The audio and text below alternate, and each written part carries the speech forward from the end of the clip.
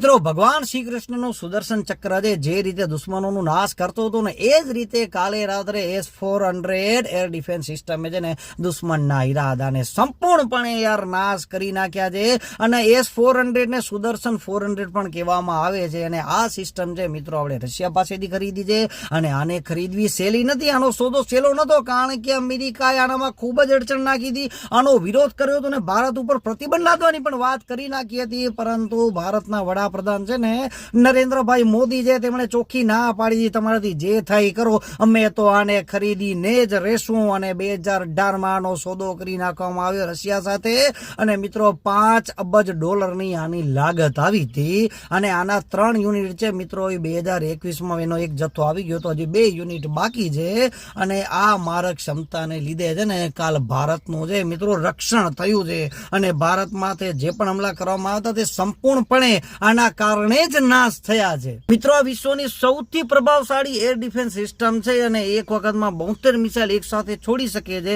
અને -70 ડિગ્રી તાપમાનમાં પણ કામ કરી શકે છે. અને આની મારક ક્ષમતાની વાત કરીએ તો મિત્રો 40 થી કરીને 400 કિલોમીટરની પ્રહાર ક્ષમતા ધરાવે છે. એટલે મિત્રો આ ખરેખર આપણા માટે સુદર્શન ચક્ર જ સમાન છે.